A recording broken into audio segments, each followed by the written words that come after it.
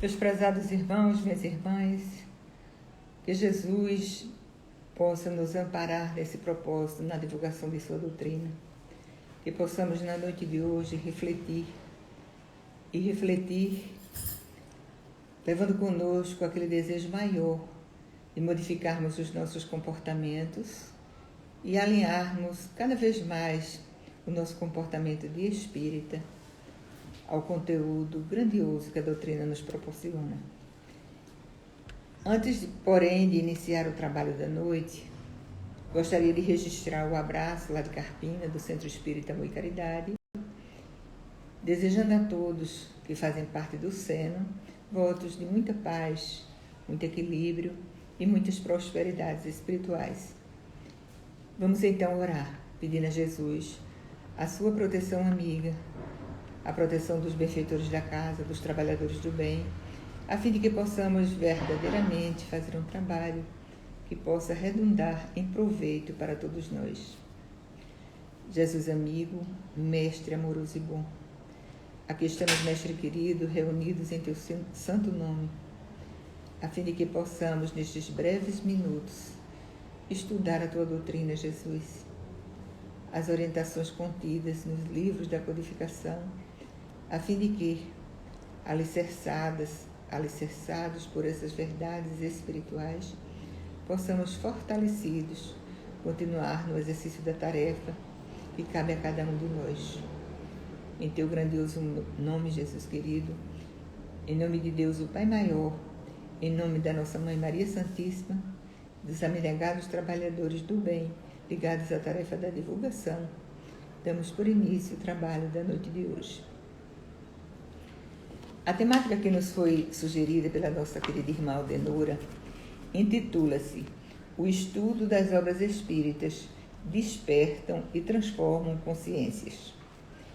Nós fomos buscar inicialmente a base para vestir esse conteúdo doutrinário no capítulo 6 do Evangelho segundo o Espiritismo, quando o Espírito de Verdade nos passa umas instruções que são por demais conhecidas por cada um de nós que vivemos dentro da doutrina, trabalhando, que vivemos lendo o Evangelho segundo o Espiritismo. Nessa instrução, que está no capítulo 6 do Cristo Consolador, no item 5, o Espírito de Verdade nos exorta a todos nós que somos espíritas, que possamos vivenciar a prática do amor e a prática da instrução. Mas é interessante observar, certa feita, eu me detendo no estudo dessa proposta, que isso foi dito pelo Espírito de Verdade dentro de um contexto. Dentro desse contexto é que surgiu, então, a exortação do amai e instruir. Amai-vos, espíritas, amai-vos e instruí-vos. O item 5, ele começa assim: Venho como outrora os transviados filhos de Israel, trazer-vos a verdade e dissipar as trevas. Escutai-me. O Espiritismo, como fez antigamente a minha palavra, tem de lembrar aos incrédulos que acima deles reina a imutável verdade, o Deus bom, o Deus grande, que faz germinem as plantas e se levantem as ondas. Revelei a doutrina divinal. Como um ceifeiro reuni em feixes o bem esparso no seio da humanidade, e disse: Vinde a mim, todos vós que sofreis. Mas, ingratos, os homens afastaram-se do caminho reto e largo que conduz ao reino de meu Pai, e enveredaram pelas ásperas sendas da impiedade. Meu Pai não quer aniquilar a raça humana, quer que, ajudando-vos uns aos outros, mortos e vivos, isto é, mortos segundo a carne, porquanto não existe a morte, vos socorrais mutuamente, e que se faça ouvir não mais a voz dos profetas e dos apóstolos, mas a dos que já não vivem na terra a aclamar, orai e crede. Mais na frente, o Espírito de Verdade diz: Homens fracos que compreendeis as trevas das vossas inteligências, não afasteis o facho que a clemência divina vos coloca nas mãos, para vos clarear o caminho e reconduzir-vos, filhos perdidos, ao regaço do vosso Pai. Há um sentimento agora registrado nesta mensagem, onde ela vai concluir esse parágrafo com essa mensagem seguinte, no outro parágrafo: Espíritas, amai-vos. Sinto-me por demais tomado de compaixão pelas vossas misérias, pela vossa fraqueza imensa, para deixar de estender mão socorredora aos infelizes transviados, que, vendo o céu, caem nos abismos do erro. Crede, amai, meditai sobre as coisas que vos são reveladas. Não mistureis o joio com a boa semente, as utopias com as verdades. Ou seja, nesse contexto aqui exposto, há uma mensagem do Espírito de verdade dizendo que os homens esquecemos a mensagem do Cristo. Esquecemos, e o Espírito de verdade nos retrata o sentimento de compaixão pelas nossas misérias, pela nossa fraqueza imensa. Aí, em função dessas misérias e dessa fraqueza imensa, ele diz que não poderia deixar de estender a mão socorredora aos infelizes extraviados que, vendo o céu, caem nos abismos do erro. Crede, amai. Meditai sobre as coisas que vos são reveladas. Não mistureis o joio com a boa semente, as utopias com as verdades. É quando vem esse tão conhecido nosso apelo que o Espírito de verdade nos faz a cada um de nós que somos espíritas. Espíritas, amai-vos. Eis o primeiro ensinamento. Instruí-vos, este o segundo. No cristianismo encontram-se todas as verdades. São de origem humana os erros que nele se enraizaram. Eis que do além-túmulo que julgavais o nada, vozes vos clamam: irmãos, nada perece. Jesus Cristo é o vencedor do mal. Sede os vencedores da impiedade. Espírito de verdade, essa mensagem, ela consta no Evangelho segundo o Espiritismo, no capítulo Cristo Consolador, e ela foi ditada em Paris, no ano de 1860. Então, quando o Espírito de verdade nos passa essa mensagem, tocado por um sentimento muito grande de compaixão por conta das nossas misérias, nós, espíritas, que muitas vezes contemplamos os céus, ou seja, temos uma visão alargada, temos uma visão nítida do que nos aguarda na vida espiritual e muitas vezes caímos nas trevas. Então, há a exortação, essa exortação faz sentido. É necessário que coloquemos nas nossas vidas o amor e a instrução. Intimamente, duas palavras que foram unidas, que aparecem juntas nessa exortação. E aparecem porque faz um sentido. Não existe qualquer trabalho realizado no bem que seja produtivo, que possa operar de forma exitosa, sem que haja o amor. Esse sentimento que congrega, esse sentimento que une, o maior de todos os mandamentos. Registra o Evangelho quando Jesus pronunciou a palavra amor. Os mártires ébrios de esperança, eles desceram aos circos.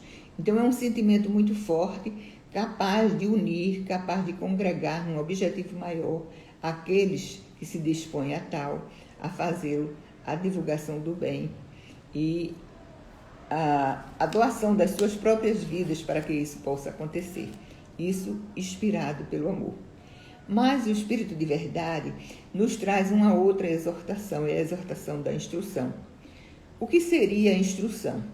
Seria aquela ação através da qual a gente busca aprender os conhecimentos. Aqueles que não buscam a instrução, muitas vezes se mantêm isolados, não é? E vivem muitas vezes nas trevas da ignorância. Então, o amor é importante, a instrução também o é. Há uma assertiva muito interessante que nos foi relatada há muito, um dos trabalhos espíritas que tivemos a oportunidade de assistir, a oportunidade de presenciar, onde ficou registrado que Albert Schweitzer, aquele grande médico que era conhecido lá na Europa, antes não era médico, ele era filósofo, ele tocava órgão muito bem, era cultor das obras de Bach, transitava bem pela intelectualidade lá dos salões da Europa. Um certo dia, Albert Schweitzer, ele escutou, ele tomou conhecimento que havia uma necessidade muito grande que aparecessem voluntários para ajudar aquelas pessoas que estavam a sofrer na África Equatorial. E aquele convite de ajuda tocou de forma significativa. Havia pessoas que estavam a sofrer, haviam pessoas que estavam necessitadas, haviam pessoas que, na visão dele, já que ele fora tocado individualmente pelo apelo, precisavam que algo através dele pudesse vir a ser feito. Mas ele se indagou de si para si próprio.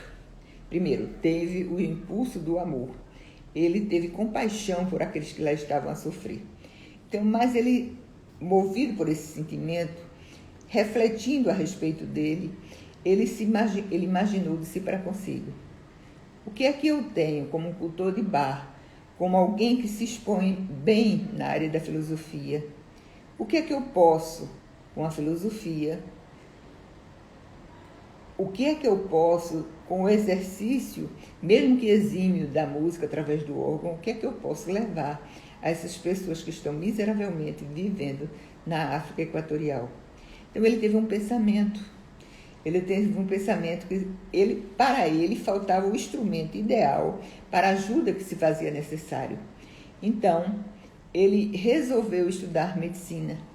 E estudando medicina, ele se especializou em doenças tropicais e lá deixou todos os salões europeus com todas as suas glórias e resolveu ir para a África ajudar os irmãos em sofrimento.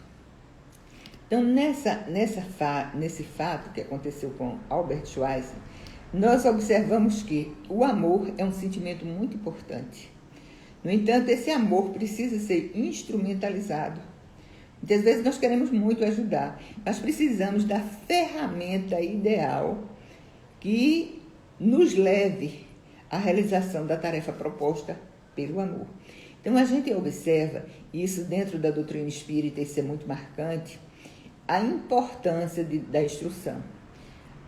A instrução em todos os sentidos é muito importante para o espírito em evolução. E o estudo espírita, a gente vai observar na noite de hoje o que o conhecimento das obras espíritas podem trazer para cada um de nós. Aí vamos agora, e nos lembramos neste momento, de uma obra pequenina no sentido de páginas, mas de grande importância.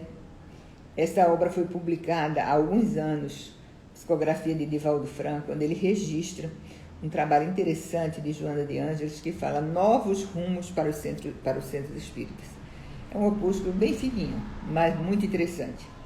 E nessa proposta, novos rumos para o centro espírita, Joana destaca a importância, e isso ela fez até de uma forma gráfica, dizendo que a gente poderia dizer que os novos rumos para o centro espírita estariam com 3 requisitos que poderiam formar um triângulo. Num dos lados estaria a proposta de espiritizar, do lado oposto estaria a proposta de qualificar, e na base, para que o centro espírita ganhasse novos rumos, ele precisaria de humanizar. E aí nós vamos encontrar a proposta espiritizar, cada vez mais nos tornarmos realizadores da proposta espírita, tendo comportamento espírita. A proposta qualificar como sendo aquela ligada ao processo da instrução. Por mais que queiramos realizar bem, por mais que queiramos esclarecer consciências, nós precisamos nos preparar na qualificação e, nesse caso, em tela, através da instrução. É impossível nós orientarmos bem, se instruídos bem nós não estivermos. Então, Joana de Ângeles diria nessa obra essa necessidade: instruir para bem qualificados, trabalhar como espíritas e dentro das nossas casas espíritas.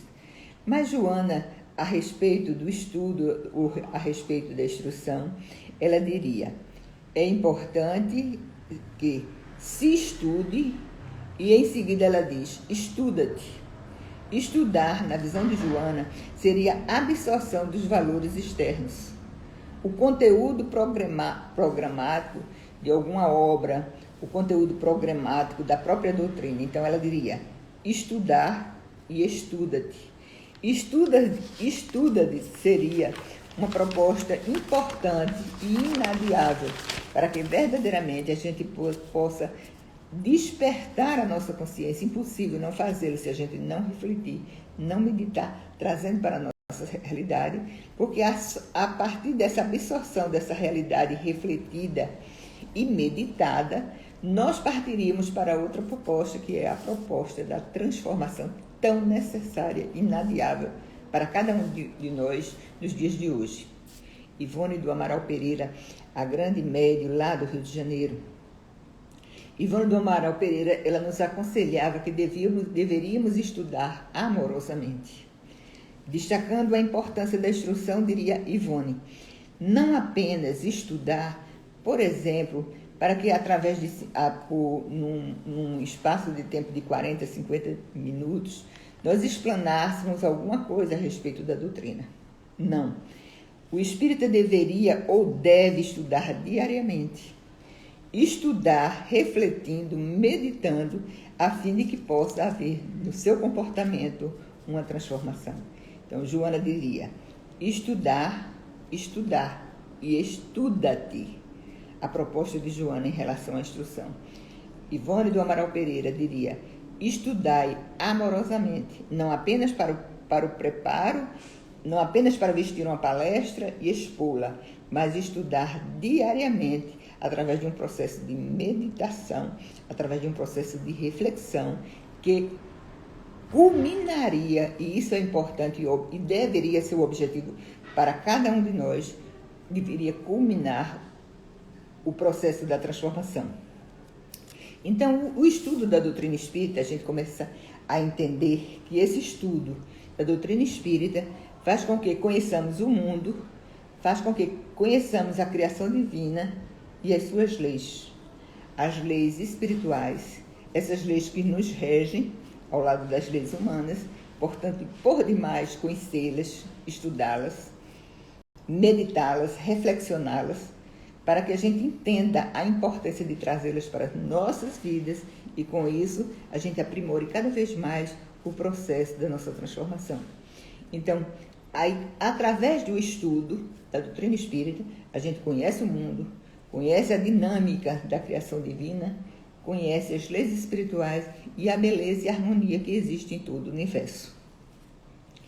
Outro fator muito importante que levará a nossa transformação, se verdadeiramente nos dedicarmos e objetivarmos essa meta, é que, através do estudo da instrução espírita, nós ampliamos o sentido da vida. Porque o saber possibilita a renovação, as descobertas e as possibilidades que temos em nossas mãos. O aprendizado espírita, portanto, é luz. Allan Kardec, em O Livro dos Médiuns, e aí nós vamos ler textualmente na introdução do Livro dos Médiuns, Allan Kardec diz: todos os dias a experiência nos traz a confirmação de que as dificuldades e os desenganos que muitas pessoas topam na prática do espiritismo se originam da ignorância dos preceitos dessa doutrina. Felizes nos sentimos de podido comprovar que o nosso trabalho, feito com o objetivo de precaver os adeptos contra os escolhos do noviciado, produziu frutos que a leitura dessa obra deu-se em muito ter logrado evitá-los. Então, na introdução do Livro dos Médiuns, percebamos a importância do estudo destacado por Allan Kardec. Muitas das dificuldades que muitas vezes a gente observa na prática da doutrina, principalmente nesse caso, ele endereçava-se àqueles que iriam trabalhar na área da mediunidade.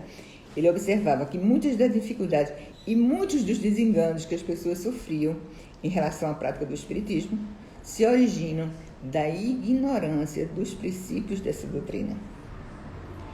Um exemplo bem típico que a gente poderia trazer aqui, só para trazer mais luz a esse pensamento de Allan Kardec, quantas pessoas que se desenganam da doutrina espírita, se decepcionam por conta de determinadas condutas, de determinados médios, e muitas vezes por não conhecerem bem as responsabilidades que advêm de uma prática mediúnica, muitas vezes orientam determinadas pessoas de forma errônea. Ou então, sem poderem garantir determinada eficácia em determinado tratamento, se dizem categorizados de resolver muitas vezes questões. Lembramos disso principalmente na área da obsessão. Quantas vezes a falta de preparo daqueles que lidam, que orientam, fazem com que as pessoas não sejam devidamente orientadas de como proceder para trabalhar no caso de uma desobsessão. Então, quantas pessoas dizem assim, como eu fiquei decepcionada com a atitude de determinado médium, como eu fiquei decepcionada com a orientação dada por determinado centro espírita, né? Então, muitos desenganos, muitas decepções, muitas dificuldades são originárias da falta do conhecimento da doutrina e da ciência espírita. No final do Livro dos Médiuns, Allan Kardec diria: estudai antes de praticardes, porquanto este é o único meio de não adquirirdes experiências à vossa própria custa. Observamos quão é importante essa orientação do amor e da instrução. Mas vamos pegar agora o Livro dos Médiuns.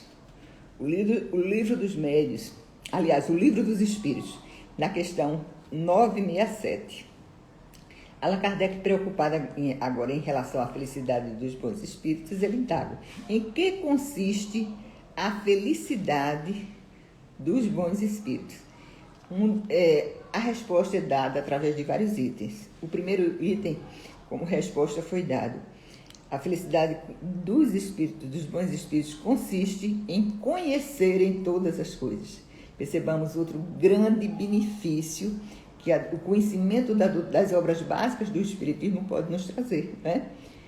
O fato de conhecermos todas as coisas, o fato de conhecerem todas as coisas fazem com que os espíritos bons sejam felizes. São bons também porque eles não têm defeitos morais, não têm egoísmo, não têm orgulho, não têm ciúme. São felizes pelo amor que praticam, né? E pelo amor que os une. No entanto, assinalemos e destaquemos: o conhecimento de todas as coisas faz com que eles sejam felizes. Com a visão alargada, quando a gente bem conhece, a gente mais preparada fica para bem discernir, para bem escolher, e temos mais facilidade nos processos de transformação. O espírito humano, diria, 2 asas conduzem o espírito humano à presença de Deus: amor e sabedoria. Porque entremos ou meditemos no contexto programático da palestra. Mais um reforço: a beleza ou a tentativa de motivarmos a todos nós a cada vez mais nos instruir. O amor e a sabedoria nos levam à presença de Deus. Muitas vezes, muita sabedoria não leva a essa presença, porque é preciso as duas coisas: é preciso o amor e é preciso a sabedoria. Lembro-me eu de uma história contada por Divaldo em uma de suas palestras, quando, determinado dia, um médico muito famoso, cardiologista, Diorniche, ele estava em um avião e ele tratou mal a moça que ali estava a servi-lo, a aeromoça que estava a servi-lo naquela viagem. E tratou-a de uma forma tão grosseira que ela disse: doutor, o senhor deveria ler uma obra de um grande médico, um médico muito famoso, chamado Diorniche. E ele falaria aí ela cita o livro. Esse livro havia sido escrito por ele. Ela não sabia que estava diante do autor do livro. E ela diz: ele fala o quão é importante nós trabalharmos as nossas emoções. Ele ficou envergonhado, desceu do avião, ele iria visitar o pai, e quando chega na casa do pai, coloca a mala que trouxera consigo no chão, e chateado ele estava que o pai não havia ido buscá-lo no aeroporto. Então ele sai com palavras ríspidas em direção ao pai. O pai observa, ele diz: o senhor nunca demonstrou que tivesse amor por mim. E eu sinto que hoje eu sou a pessoa que sou, graças à maneira não afetiva com que o senhor me tratou, me educou. E o pai de Diorniche, muito tranquilo, trazia consigo uma consciência tranquila do dever cumprido. Ele diz: meu filho, vá ali naquele móvel que estava distante deles apenas alguns metros, e traga aqueles recortes do jornal. Ali estavam todas as páginas de jornais que falavam a respeito do trabalho de Diorniche. Você não tem ideia de como eu me honrei, eu fiquei honrado, eu fico honrado pelo seu trabalho. Você me fala que eu não extravasei, nunca passei para você o tanto quanto você gostaria que eu extravasasse em termos de sentimentos. No entanto, eu fiquei viúvo e nunca quis lhe dar uma segunda mãe ou uma outra mulher que fizesse o papel da sua mãe, porque quis lhe poupá-lo. Veja as mãos que eu trago, eram mãos de um homem que trabalhara muito. Você nunca teve ideia dos sacrifícios que eu fiz para lhe colocar em boas universidades. E você não teve ideia, nunca parou para pensar na importância do seu sobrenome, que eu passei para você de uma forma honrada, de uma forma honesta. E ali se deu conta. Diorniche, a partir daquela fala, através daquela resposta de seu velho pai, ele se deu conta o quanto ele depositava no pai um sentimento que não era devido por conta de aquele amor que ele gostaria de receber através de gestos de carinho, de afago. Não foram dadas através de gestos físicos, mas uma história de vida, de muito amor, foi registrada em relação a ele pelo seu próprio pai. Então, muitas vezes, percebamos a importância de conjugar essas duas palavras. É preciso amar, mas é preciso também que tenhamos sabedoria, e a sabedoria a gente adquire pela instrução. E a instrução espírita, ela tem essa possibilidade, alarga-nos mais a nossa visão, porque dá-nos uma ideia real de que somos, daquilo que fomos e daquilo que seremos. Então, todo um poder renovador a instrução espírita pode nos trazer, as obras básicas podem nos trazer. Então, o Espírito Emmanuel diz: é importante que haja, para que o espírito chegue à presença de Deus, ele desenvolva dentro de si o amor e a sabedoria. Joana de Ângeles, novamente, na obra Estudos Espírita, ela diz: estudar o Espiritismo em sua limpidez cristalina, em sua sabedoria incontestável, é dever que não nos é lícito postergar, seja qual for a justificativa em que nos apoiemos. Então, não há, para o Espírito Joana de Ângeles, esse sábio Espírito, não há justificativa para que a gente não traga para a nossa vivência diária o processo da instrução. Estudar como? Continua Joana, lendo, ouvindo, registrando, lendo, ouvindo, refletindo, meditando, interagindo consigo mesmo e com a natureza. Ainda no Livro dos Médiuns, vamos encontrar Allan Kardec. O Espiritismo é uma ciência, e como ciência a gente não aprende a brincar. Próprio exemplo de Allan Kardec, o quanto ele pesquisou, o quanto ele estudou, para que em 18 de abril de 1857, após constantes estudos, após constantes pesquisas, o Livro dos Espíritos era nos apresentado. Hoje, nós vivemos em uma época que a questão da instrução, ela já foi mais assimilada por cada um de nós que estamos dentro do movimento espírita. Antigamente, quando, principalmente a Federação Espírita Brasileira, ela lançou aquele programa do ESD, Estudo Sistematizado da Doutrina Espírita, que ele se propagou pelo Brasil inteiro, havia uma certa rejeição. Principalmente, eu percebo isso, eu vivi essa situação, quando as pessoas que chegavam à casa espírita para desenvolver a mediunidade, elas diziam, em resposta aos apelos que as casas espíritas conscientes faziam aquelas pessoas que lá chegavam. A necessidade do estudo, elas diziam, estudar para quê? Eu apenas eu incorporo o espírito, eu recebo o espírito, era a linguagem usual. Para que tanto estudo? Há uma explicação muito interessante que nos foi repassada a respeito do mecanismo como a mediunidade, ela se envolve, como o médio se envolve para a captação do fenômeno mediúnico. Em primeiro lugar, isso é registrado por Viana de Carvalho, vem a sensação. O médio sente a aproximação da entidade perto de si. É um fenômeno, na visão dele, puramente nervoso. Depois vem a emoção, a experiência do sentimento.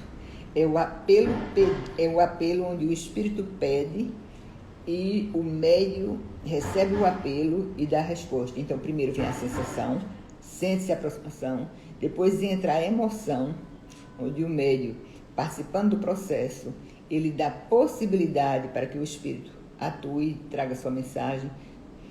E em terceiro lugar, existe o trabalho mental. Então, o médio primeiro sente, depois se envolve emocionalmente, depois ele dá a passividade para que o fenômeno se concretize. Muito bem. O espírito vai utilizar o quê? Vai utilizar conteúdos próprios do médio, os seus conteúdos e os conteúdos próprios do médio. Se este médio tiver experiências que ele armazenou, armazenou ao longo do tempo ou naquela encarnação, isso facilita a comunicação. Então, o fenômeno mediúnico analisado para que destaquemos a importância da instrução na prática mediúnica com o médium. Primeiro ele sente, depois ele se envolve emocionalmente, depois ele vai favorecer a comunicação. E a favorece de que maneira? O espírito traz a sua mensagem, o seu conteúdo próprio, e ao mesmo tempo que ele traz a sua mensagem com o seu conteúdo próprio, ele se serve dos conteúdos que estão armazenados pelo médium naquela encarnação, ou ele traz ao longo de outras reencarnações. Aí diz Allan Kardec, porém não basta ter informações arquivadas, é preciso que essas informações sejam organizadas, que haja meditação, que haja quietude e com um mínimo de interferência prejudicial. O Livro dos Médiuns, no item 225. Quando encontramos um médium com o cérebro povoado de conhecimentos atuais ou latentes que facilitam a comunicação, mais frequentemente desse médium nos servirmos. Percebamos aí outro destaque, outra importância para a gente colocar a instrução como algo que devemos perseguir nos nossos trabalhos dentro das nossas casas espíritas. Agora, como esse estudo, ele contribui para a transformação da consciência? De que modo? No Livro dos Espíritos, nós aprendemos que, questão 780, o progresso moral acompanha sempre o progresso intelectual, decorre deste, mas nem sempre o segue imediatamente. Questão 780A. Como pode o progresso intelectual engendrar o progresso moral, fazendo compreensíveis o bem e o mal? O homem, desde então, pode escolher. O desenvolvimento do livre-arbítrio acompanha o da inteligência e aumenta a responsabilidade dos atos. Quer dizer, em primeiro lugar, nós nos instruímos. E, em segundo lugar, é que vem esse processo da transformação moral. A maioria de nós que vivemos na Terra, nesse plano de provas e expiação, estagiamos em 4 níveis de consciência. Quem diz isso é Gurdjieff. E Gurdjieff, certa feita, ele foi procurado por Ouspensky. Ele desejaria algumas orientações na área da psicologia. Gurdjieff iria fazer uma viagem, pediu que ele ficasse no seu apartamento e que ele evitasse de sair. Ele ficasse meditando e quando ele voltasse da viagem, eles conversariam. E, de fato, Gurdjieff viajou e, ao chegar, ele convidou Ouspensky para que eles saíssem. Eles fizessem uma caminhada numa via pública. essa caminhada foi feita e, em certo momento, Gurdjieff perguntou ao Ouspensky o que é que ele observava no semblante das pessoas. E observando a inquietude, a ansiedade, isso que nos caracteriza, Ouspensky disse que eu vejo, parece que as pessoas estão passando pelo momento, estão a passar por os momentos que estão a viver, num estado de consciência e de sono. E aí, Gurdjieff nos apresenta 4 estágios da nossa consciência. Em primeiro lugar, existiria a consciência de sono. Em segundo lugar, a consciência de sono com sonhos.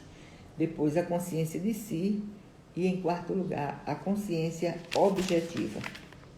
4 níveis de consciência. Muito bem.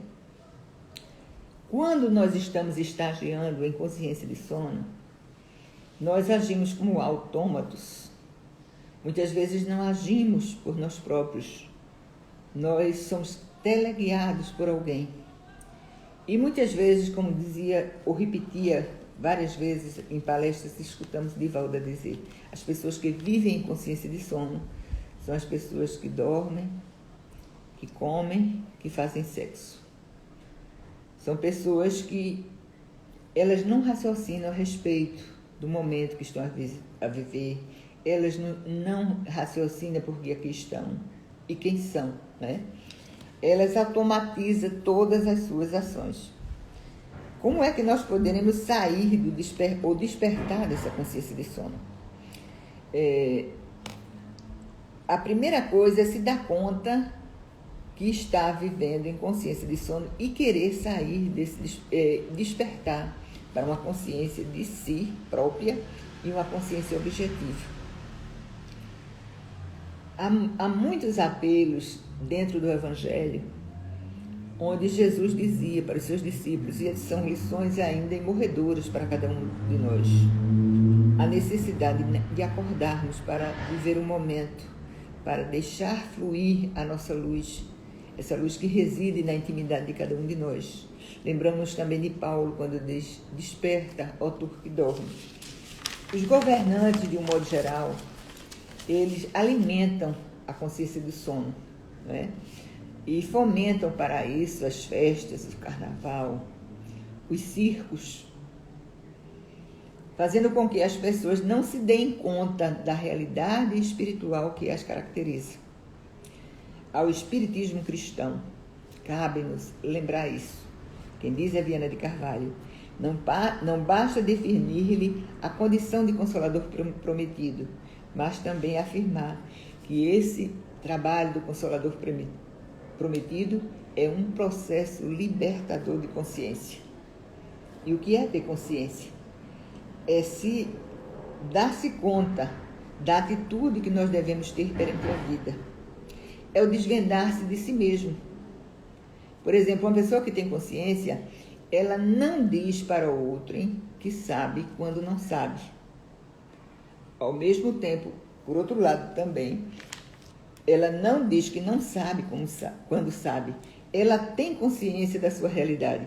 Há poucos dias eu fui convidada para um centro espírita para fazer uma palestra. Dos itens, uma das perguntas do Livro dos Espíritos a respeito da questão dos convulsionários. Meditei, refleti.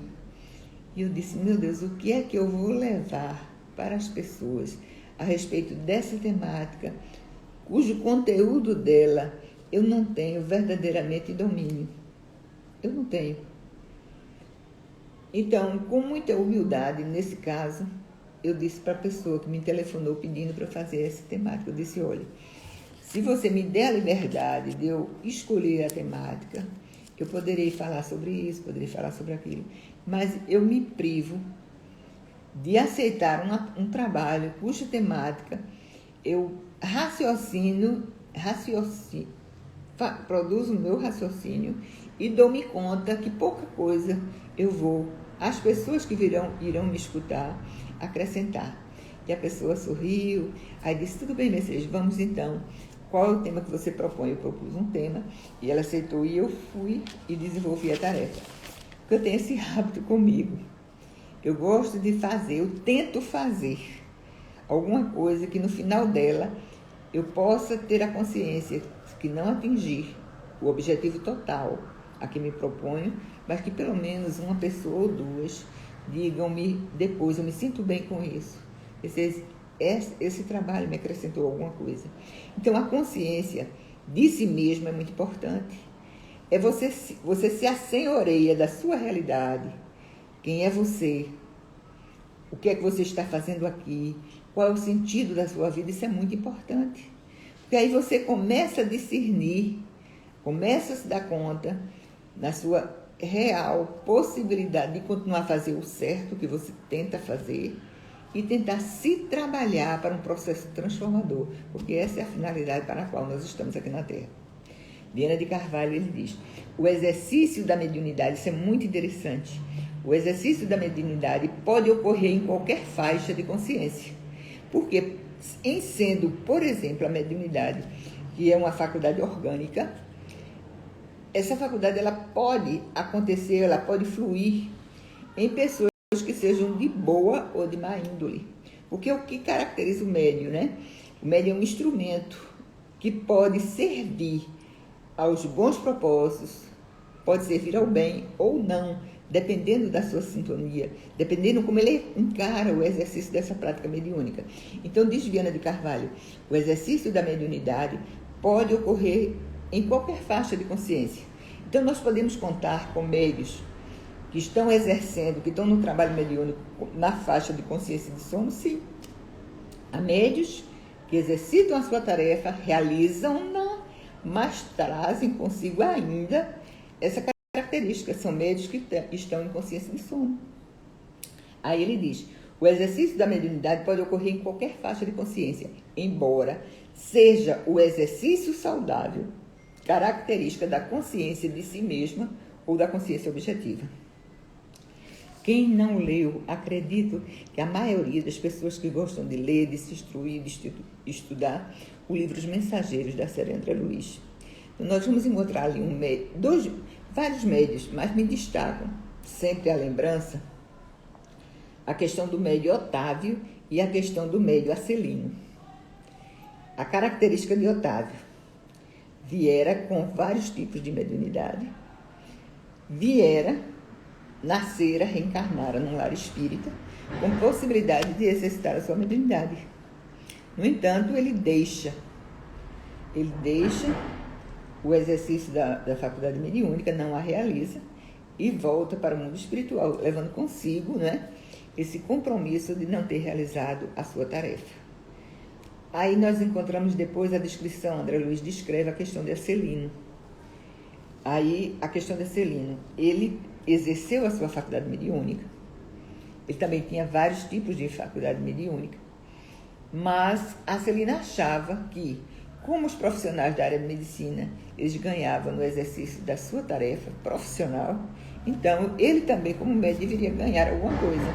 Ele cobrara para as pessoas mais ricas, ele cobrava um valor maior, e para as pessoas menos financeiramente dotadas, ele cobrava um preço menor. Aí ele disse para Otávio, em conversa lá, quando se encontraram no mundo espiritual, você errou porque não julgou, e eu errei porque eu julguei mal. Quantas criaturas estão exercendo a mediunidade e estão ainda estagiando em consciência de sono? Então, lembremos de Viana de Carvalho, o exercício da mediunidade pode ocorrer em qualquer faixa de consciência, embora seja o exercício saudável, característica da consciência de si própria ou da consciência objetiva. Lá na frente ele diria, a qualidade da mediunidade depende da consciência, do estágio de consciência do médium. Então, acordar a consciência é uma necessidade dos trabalhadores da área mediúnica, mas não apenas dos trabalhadores da área mediúnica. Nós observamos que acordar a nossa consciência, transformarmos-nos, é uma tarefa para cada um de nós que somos espíritas. O exercício de uma mediunidade saudável, nós nos lembramos, o primeiro nome que nos vem à mente, o Francisco Cândido Xavier, Divaldo Pereira Franco, Raul Teixeira, Ivone do Amaral Pereira. Há poucos dias eu fiz um trabalho sobre Ivone e eu me encantei. Como essa médium ela se dedicou de forma perseverante, de forma dedicada ao exercício da sua prática mediúnica. Quantos exemplos nós colhemos através do estudo a respeito da sua biografia. No livro Recordações da Mediunidade, quando o seu instrutor Charles lhe pede, ela teve como instrutor, ela oferecia sintonia, quem foram os espíritos que estavam o tempo todo a orientar Ivone do Amaral Pereira?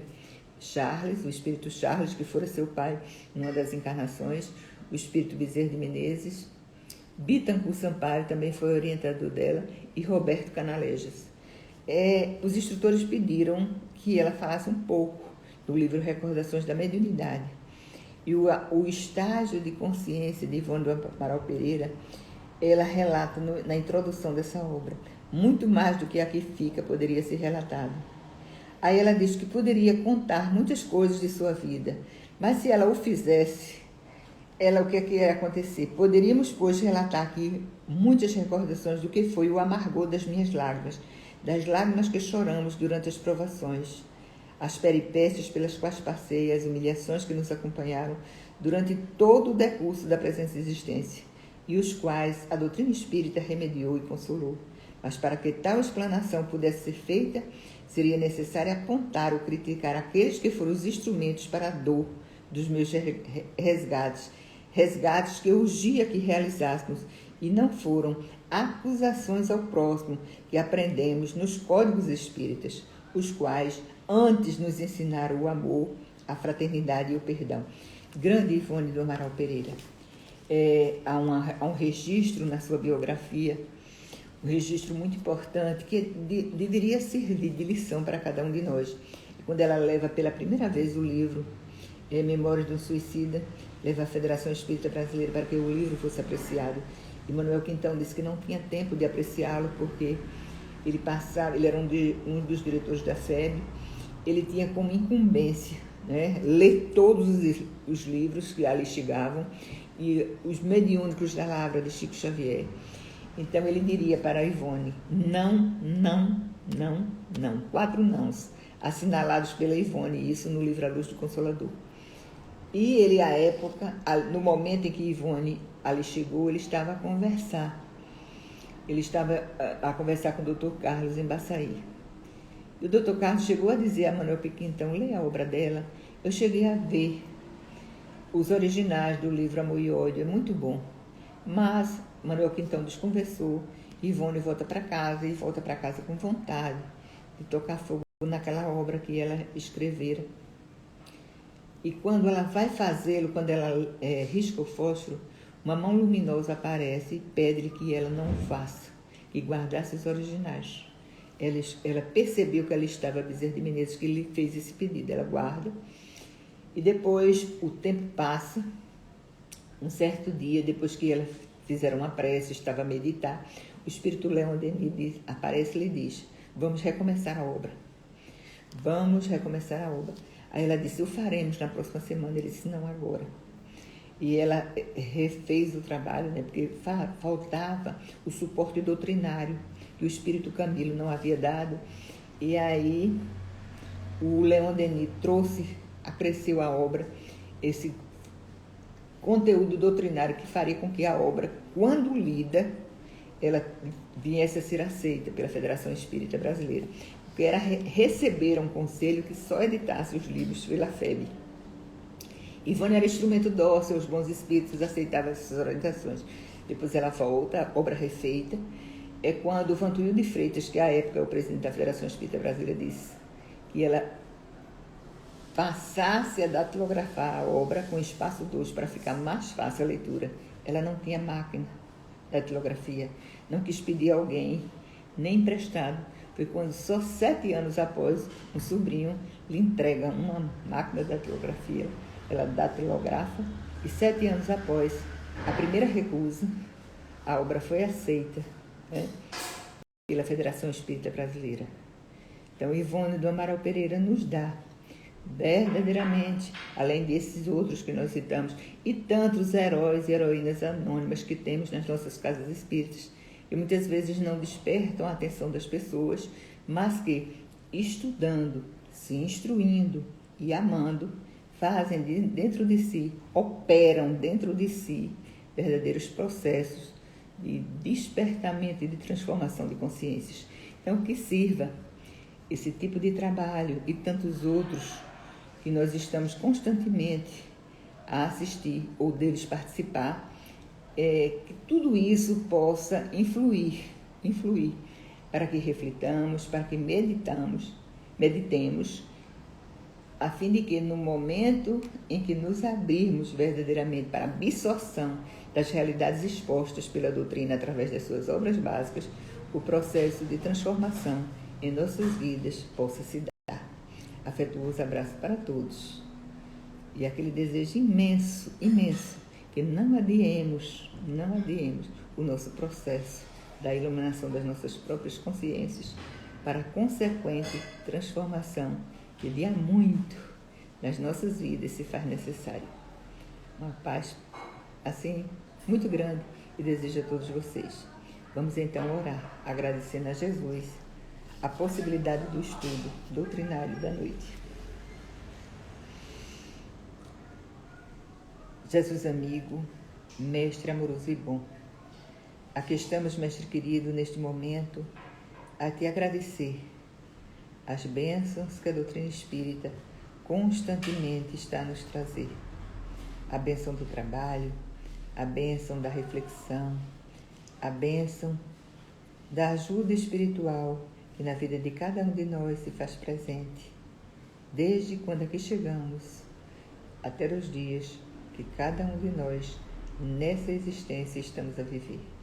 Dai-nos força, Jesus, encoraja-nos, a fim de que não olhemos para trás, que aceitemos as nossas tarefas, amemo-las e façamos por conta desse amor e por conta dessa instrução que cada dia estamos a adquirir, possamos ajudar a nossa própria consciência e a consciência daquelas pessoas, de uma certa forma, são tocados pelo nosso exemplo, são tocados pela aproximação, por viverem e por conviverem com cada um de nós. Em teu grandioso nome, Jesus, em nome de Deus, o Pai Maior, em nome das entidades amigas e protetores, dirigentes desse trabalho, desta casa, que é Amor e Caridade, o Seno, que possamos dar por concluída a tarefa que nos foi posta na noite de hoje. Muita paz, muita luz, muito crescimento espiritual para todos. E que assim seja.